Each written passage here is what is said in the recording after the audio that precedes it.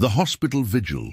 The fluorescent lights of Mount Sinai Hospital cast an unforgiving glare across the maternity ward, where Victoria Sterling lay propped against starched white pillows, her hands protectively cradling her swollen belly. At 34, she should have been glowing with the anticipation of impending motherhood, but instead, her auburn hair was matted with perspiration, her green eyes rimmed red from a sleepless night of contractions that had mercifully subsided. With medication, the irony wasn't lost on her that she was supposed to be in family court this morning, finalizing the end of her marriage to tech billionaire Jonathan Sterling. Instead, she was fighting to keep their unborn child safe, while machines monitored every heartbeat, every flutter of movement that reminded her she wasn't just fighting for herself anymore.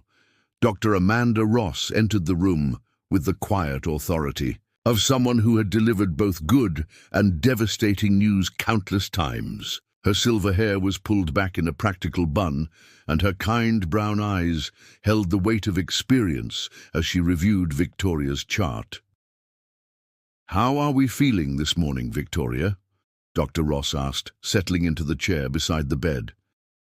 "The contractions seem to have stabilized. Physically, I'm better," Victoria replied, her voice hoarse from stress and exhaustion. "But mentally, I should be in court right now. My entire future is being decided without me." Before Dr. Ross could respond, a sharp knock interrupted them. Nathan Cross, Victoria's divorce attorney, stood in the doorway, his usually impeccable suit wrinkled and his silver hair disheveled. The expression on his weathered face made Victoria's heart skip. "Nathan, what's wrong? Did the hearing go badly?" He stepped into the room, closing the door behind him with unusual gravity. "Victoria, I need you to sit down. Well, you already are, but I need you to prepare yourself for some shocking news." "The divorce is final?" she asked, though something in his tone suggested it was far worse than that. "There is no divorce, Victoria." Nathan's voice was gentle but firm.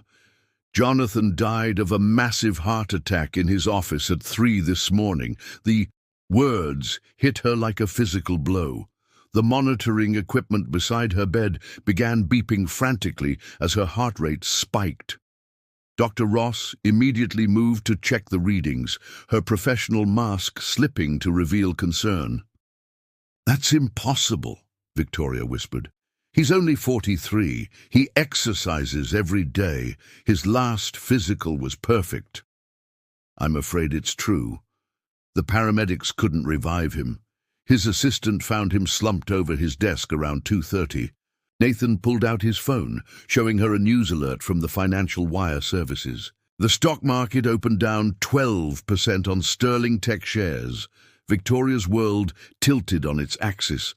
For all the pain Jonathan had caused her with his affair, for all the bitter months of separation and legal battles, he was still the father of her child, still the man she had loved for 7 years before everything fell apart. "But Bianca," she started, referring to Jonathan's 26-year-old mistress who had torn their marriage apart. "She was so confident about today. She kept posting on social media about finally getting what she deserved." Nathan's expression darkened. "About that, Victoria. The hearing this morning wasn't cancelled. It became something else entirely. A preliminary, probate hearing, and Bianca showed up with quite a story," Dr. Ross interjected, studying the monitors with growing alarm. "Mr. Cross, I need to ask you to keep this brief. Victoria's blood pressure is dangerously elevated, and stress could trigger premature labor." "What story?" Victoria demanded, ignoring the doctor's warning. "What did that woman do? She claims to have a will, a handwritten document supposedly signed by Jonathan last week, leaving her everything: the house, the company, the offshore accounts, everything." Nathan's jaw tightened. "She's painting herself as the grieving fiancé, saying Jonathan was planning to marry her as soon as your divorce was final." Victoria felt bile rise in her throat. Even in death, Bianca was trying to steal her life, trying to erase 7 years of marriage and reduce her to nothing more than an inconvenient obstacle. The baby kicked hard against her ribs, as if sensing her distress. That's insane. Jonathan would never... She stopped herself. The man who had betrayed their vows, who had flaunted his affair publicly, who had served her with divorce papers while she was carrying his child. Would that man really be above writing her out of his will entirely? "Victoria, I need you to listen to me very carefully," Nathan said, his voice taking on the tone he used in depositions. "There's something else, something that changes everything." The room fell silent except for the steady beeping of the heart monitor and the distant sounds of hospital life beyond the walls. Victoria looked between her lawyer and her doctor, both of whom seemed to be holding their breath. "What is it, Nathan?" Jonathan's longtime attorney, Thomas Reed, was at the hearing this morning, and he had some very interesting things to say about wills, about Bianca, and about what your husband really knew before he died. The fluorescent lights suddenly seemed brighter, the room smaller. Victoria's hands tightened instinctively around her belly as she prepared for whatever revelation would reshape her world once again. The dark truth. Victoria's hands trembled as she read the newspaper article by the dim light of her phone's flashlight, hidden in the closet like a criminal. According to the report, Camille Stone had disappeared without a trace from the very mansion where Victoria now lived. Her car had been found abandoned at Seattle-Tacoma International Airport, but security cameras showed no record of her boarding any flights. The victim's family maintains that Mrs. Stone would never have left voluntarily. Detective Rachel Martinez was quoted as saying, "We are treating this as a missing persons case with potential foul play." Victoria's heart hammered against her ribs as she realized the implications. She wasn't Adrian's second wife. She was his replacement for a woman who had likely never escaped at all. The next morning she tried to act normal during their ritual breakfast, but Adrian's pale eyes seemed to see right through her facade. He studied her over his coffee cup with the intensity of a predator sensing fear in its prey. "You seem distressed this morning, darling," he said, his voice carrying a mockingly affectionate tone that made her skin crawl. "Perhaps you're not sleeping well. I could have Dr. Brennan prescribe something to help with anxiety." The threat was subtle but unmistakable. Victoria forced herself to meet his gaze. "I'm fine, just worried about Sophia." "Ah, yes, your sister. Such a sweet girl." Adrian's smile was razor-sharp. It would be tragic if her recovery suffered any complications. Victoria spent the day exploring the mansion with new eyes, looking for clues about what had really happened to Camille. In the library, she found more photographs tucked inside books, pictures of Camille looking increasingly trapped and desperate. One photo showed bruises on her wrists that had been carefully concealed with makeup and jewelry. It was Thomas, the groundskeeper, who finally confirmed her worst fears. She found him pruning roses in the mansion's elaborate garden, a man in his 70s, with kind eyes and weathered hands, who seemed to be the only person on the estate who treated her like a human being rather than an object. "You look so much like her," Thomas said quietly when he thought they were alone, glancing nervously toward the house. "Miss Camille, I mean. She used to love these roses." "What really happened to her, Thomas?" Victoria whispered. The old man's face crumpled with grief and guilt. "She tried to leave, miss. Found out about the others. There were others before. You see, when she threatened to go to the police..." Thomas shook his head, unable to finish the sentence. "Where is she now?"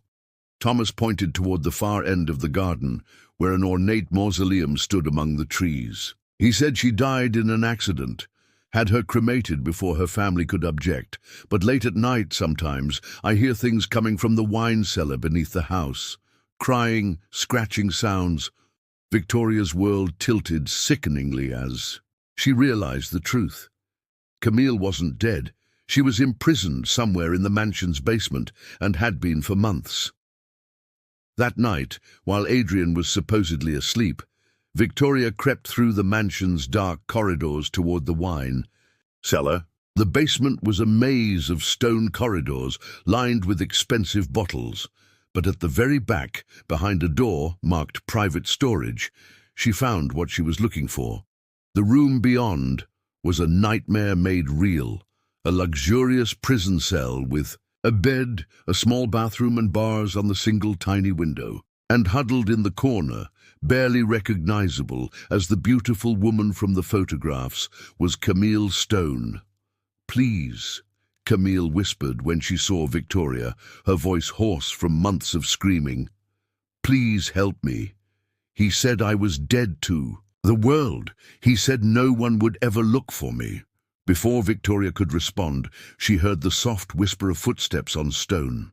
She turned to find Adrian standing in the doorway, no longer bothering to hide the madness in his pale eyes. "I see you found my first wife," he said conversationally. "I was wondering when your curiosity would lead you here. Just like it led her here, when she started asking too many questions. Part 5, The Price of Freedom." "You're insane," Victoria breathed, backing toward the far wall of the underground prison as Adrian stepped into the room, closing the door behind him with a soft click that sounded like a death knell. "I prefer meticulous," Adrian replied, his voice maintaining that same terrifyingly calm tone. "Do you have any idea how difficult it is to find the perfect wife? Someone beautiful enough to grace my arm at social functions, intelligent enough to hold a conversation, but desperate enough to sign away their freedom without asking too many questions." His eyes gleamed in the dim light. "You and Camille both fit the profile perfectly."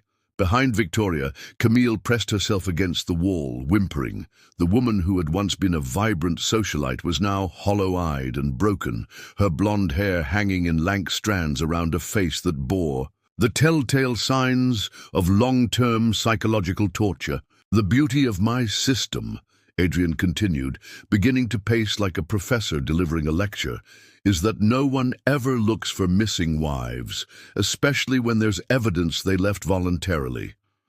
Camille's farewell note was quite touching. She wrote it herself, after I explained what would happen to her younger brother if she didn't cooperate. Victoria's heart stopped.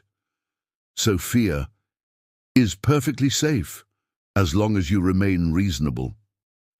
Adrian's smile was glacial. "The surgery was successful, as promised. She's recovering beautifully in a private facility that I own. Unfortunately, she's also completely dependent on medications that only I can provide.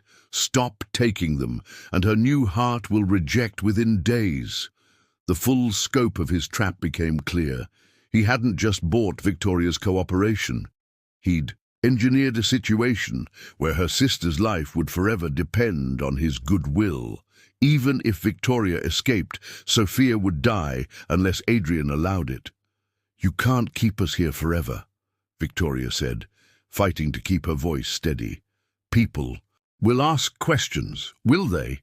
Adrian pulled out his phone and showed her a series of social media posts, pictures of herself at various social events, smiling and radiant on Adrian's arm. "Mrs. Victoria Stone has been quite active in Seattle society. Just last week, she attended the Children's Hospital fundraiser and gave a speech about the importance of family. The photos were expertly doctored, but convincing enough to fool anyone who didn't look too closely. Victoria realized he'd been planning this for months, maybe years. Every detail had been calculated to create the perfect illusion of a happy marriage, while hiding the reality of 2 women imprisoned in his basement. But Adrian had made one crucial mistake. He'd underestimated Thomas. The groundskeeper had been watching, waiting, and planning. When Adrian left for his monthly business trip to Los Angeles the next morning, Thomas struck. He cut the power to the mansion's security system and used his master keys to access the basement.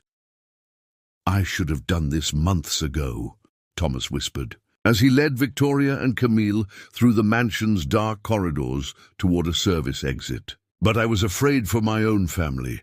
He has files on everyone, leverage to keep us all in line. They made it as far as Thomas's truck before Adrian's security team found them. The chase through Seattle's empty streets was terrifying, but Thomas knew the city better than the corporate security guards. He drove them straight to the police station, where Detective Rachel Martinez had been waiting for exactly this kind of break in the Camille Stone case. The next few hours were a blur of statements, medical examinations, and frantic phone calls. Victoria learned that Adrian had returned early from his trip and was already mobilizing an army of lawyers and private investigators to discredit their claims. But he had underestimated the evidence they'd gathered. Thomas had been secretly photographing Adrian's activities for months, and Camille, despite her trauma, was able to provide detailed testimony about other women who had disappeared over the years. Most damning of all was Adrian's own obsessive documentation. His private computers contained detailed files on dozens of potential wives, complete with psychological profiles, financial vulnerabilities, and family members who could be used as leverage.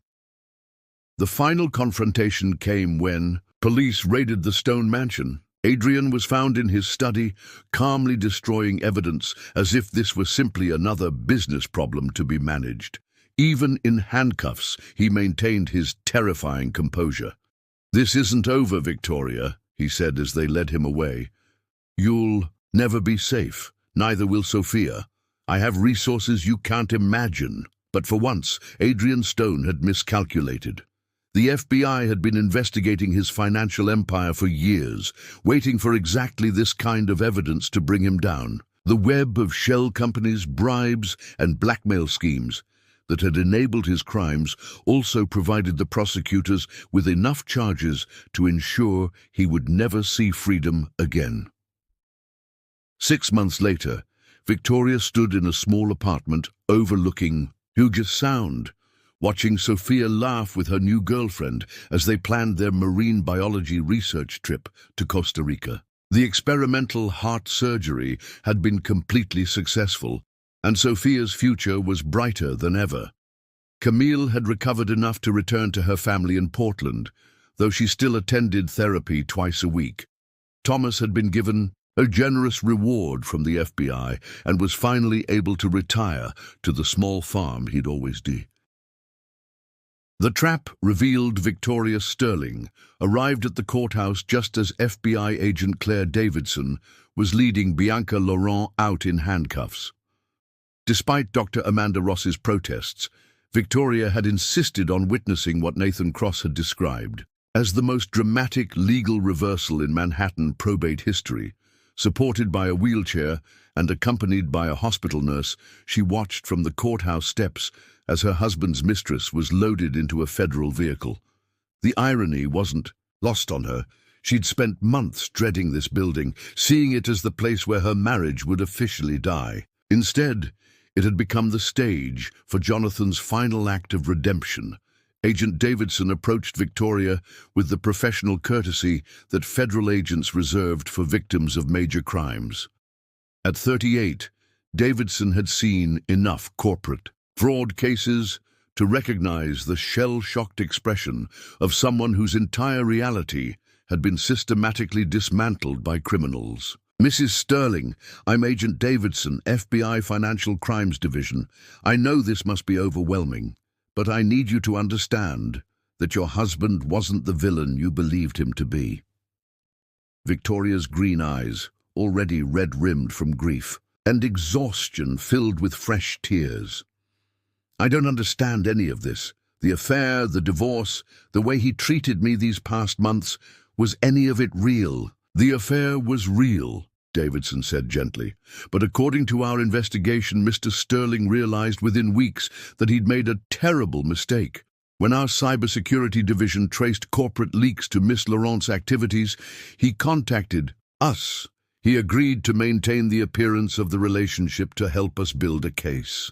Elena Vasquez, Sterling Tech's head of corporate security, joined them on the courthouse steps. Her olive complexion was drawn with fatigue. She'd been working around the clock since Jonathan's death to ensure the criminal case against Bianca wouldn't die with him.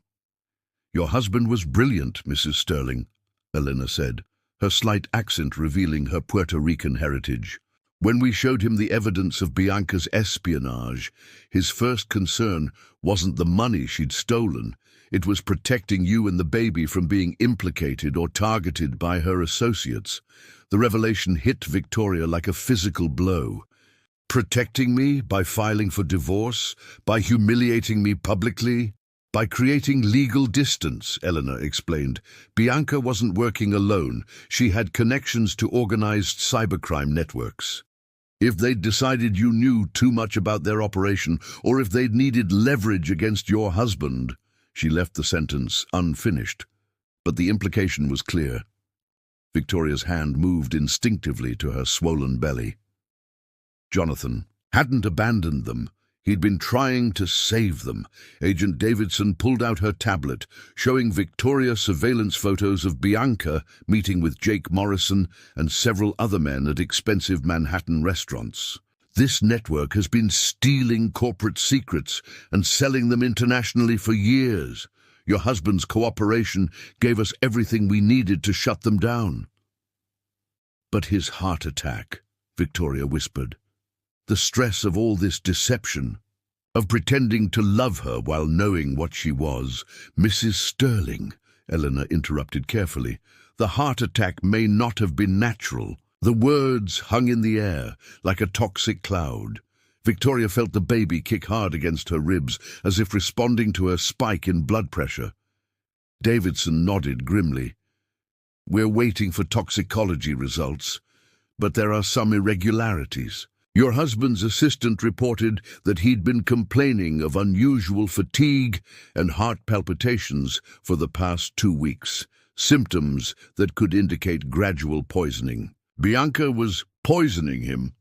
"We don't know yet, but she had access to his food, his drinks, his medication, and she certainly had motive. If he'd lived to testify in our investigation, she would have faced decades in federal prison." Victoria's world tilted again. First betrayal, then redemption, now murder. The man she'd mourned as an adulterer might actually have been a hero who died protecting his family from criminals. David Chen, Jonathan's longtime friend and Sterling Tech's chief, technology officer, arrived breathless from the parking garage. He'd been Jonathan's roommate at MIT 20 years ago and had watched the disintegration of the Sterling marriage with confused heartbreak. Now, finally understanding the truth, he was desperate to reach Victoria. "Vicky," David said, using the nickname only Jonathan's closest friends were allowed. "I'm so sorry. I wanted to tell you months ago, but John made me promise to stay silent. He said if you knew the truth, you'd try to protect him, and that would put you and the baby in danger." "You knew?" Victoria's voice was barely a whisper. "I knew he was working with the FBI. I knew the divorce was fake, that he was still completely in love with you, but I didn't know about the poisoning possibility." David's voice cracked with emotion. "He was supposed to end the charade after Bianca was arrested. He was planning to drop the divorce papers and come home to you." Victoria began to sob, deep, wrenching cries that came from months of suppressed grief, anger, and now overwhelming guilt. The nurse who'd accompanied her from the hospital immediately began checking her vital signs, worried about the stress affecting the pregnancy. "We need to get you back to the hospital," the nurse urged. But Victoria couldn't move. She sat in the wheelchair on the courthouse steps, watching federal agents process the crime scene of her marriage, trying to reconcile the husband she'd hated for months with the man who'd apparently died protecting her. Agent Davidson knelt beside the wheelchair. "Mrs. Sterling, I know this is a lot to process, but you should know that your husband left detailed instructions about his investigation files. Everything is documented, every sacrifice he made, every painful decision. It was all to keep you and your child safe, As the FBI vehicles pulled away with Bianca Laurent and her associates, Victoria finally understood the full scope of Jonathan's final gambit. He hadn't just exposed the criminals who'd targeted his company. He'd orchestrated his own redemption from beyond the grave, ensuring that his wife would know the truth and inherit not just his fortune, but his love. The baby kicked again, gentler this time, and Victoria placed both hands on her belly. "Your daddy was a hero," she whispered, "and he loved us more than we ever knew." Part 5. Justice and New Beginnings. 6 months later, Victoria Sterling sat in the renovated boardroom of Sterling Tech, her 3-month-old daughter Grace, sleeping peacefully in a carrier beside her executive chair. The morning sun streamed through floor-to-ceiling windows, illuminating the faces of department heads who had once questioned whether a grieving widow could run a multi-billion-dollar technology company. They weren't questioning anymore.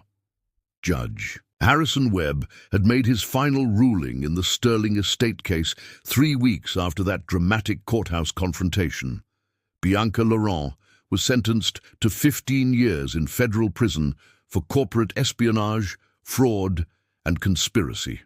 Jake Morrison received 12 years and was already cooperating with prosecutors in related cases. But the murder charges had been the most satisfying for Victoria to witness. The toxicology reports confirmed what Agent Davidson had suspected. Jonathan Sterling had been slowly poisoned with digitalis, a heart medication that in small doses could be undetectable, but in accumulated amounts would trigger fatal cardiac arrhythmia. Bianca had been systematically adding it to his morning coffee for 3 weeks before his death. The quarterly reports show a 28% increase in revenue since we implemented the new ethical guidelines, reported David Chen, now serving as Victoria's chief operating officer. His friendship with Jonathan had seamlessly transferred to fierce loyalty toward Victoria and baby Grace.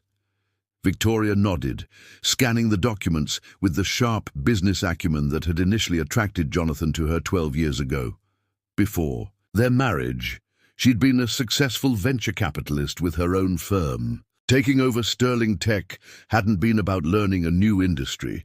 It had been about remembering who she was before grief and betrayal had clouded her judgment.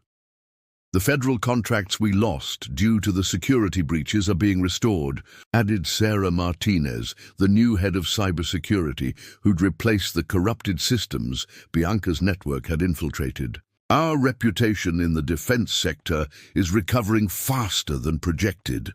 Grace stirred in her carrier, making the soft sounds that meant feeding time was approaching.